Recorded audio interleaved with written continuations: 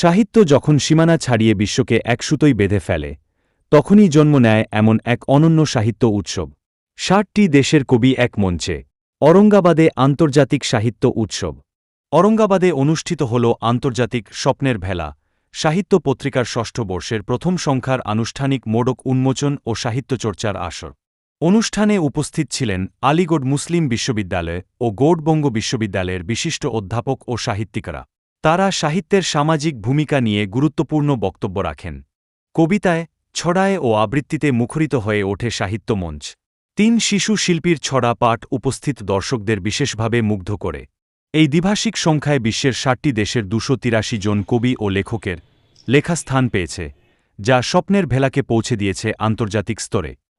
আমাদের আজকে স্বপ্নের ভেলা সাহিত্য পত্রিকার ষষ্ঠ বছর প্রথম সংখ্যার উন্মোচন ছিল এবং সেই সঙ্গে কবিতা পাঠ অর্থাৎ সাহিত্য চর্চার একটা আসর হয়েছিল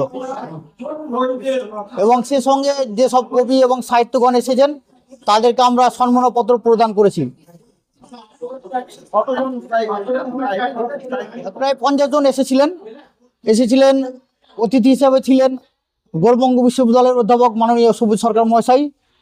তারপরে ছিলেন মোকাদ্দমতলা হাই স্কুলের প্রাক্তন হেডমাস্টার আমাদের আনোয়ার হোসেন সিদ্দিকী মহাশয়। ছিলেন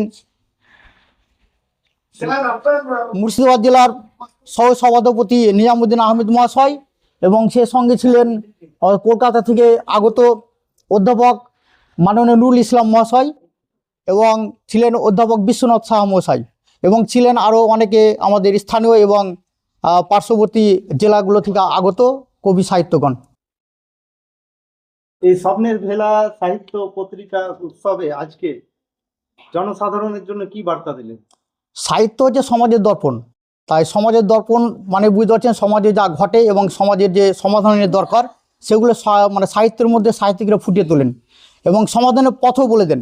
তাই পত্রিকাও সেই কাজটি করবে, সমাজের ঘটমান বিভিন্ন যে ঘটনা সেগুলোর উপায় বাতলাবে এবং সেই সঙ্গে সমাজকে কীভাবে ঠিক হতে হবে সেটাও মানে সাহিত্যিকরাই তাদের লেখনীর মাধ্যমে বলে দেয়। এই পত্রিকাটা সেটাই করছে এবং এই পত্রিকাটি আন্তর্জাতিক একটি পত্রিকা। এখানে ৬০টি দেশের ২৮৩ জন লেখক লেখিকা রয়েছেন কয়েকজন নোবেল পুরস্কার মনোনীত কয়েকজন লেখক লেখিকা এবং প্রচ্ছদ রয়েছেন 2 জন রাজ পরিবারের মহিলা, অর্থাৎ তারাও মানে কবি আছেন। ইন্দোনেশিয়ার রাজ পরিবারের রমণী অর্থাৎ রানী বলতে পারেন যুবরানী মুফিদা রাজা মুবারক এবং ওজাজা টু মাদানী ওজাজা রয়েছে নাইজেরিয়া এবং দুবাইয়ের রয়্যাল ফ্যামিলির সঙ্গে যুক্ত।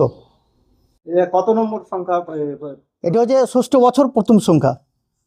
মানে আমরা এই পত্রিকাটি শুরু করেছিলাম 2020 সালে। আমাদের প্ল্যান ছিল বছরে 2টি করার, যদিও এখনও সম্ভব হয়নি। আমরা বছরে 1টি প্রিন্টেড করছি এবং প্রায় প্রতিদিন আমরা অনলাইনে প্রকাশ করি। তো অনলাইনেও বিশ্বের বিভিন্ন দেশের লেখকগণ লিখে থাকেন, আমরা সেটা অনলাইনে প্রকাশ করি আর প্রিন্টেডটাও বছরে একবার। ভেলা পত্রিকার আজকে 6ষ্ঠতম বর্ষে তার পত্রিকা উন্মোচনে আমি এসেছিলাম মালদা থেকে, গৌড়বঙ্গ বিশ্ববিদ্যালয়ের আমি ইংরেজি বিভাগের অধ্যাপক।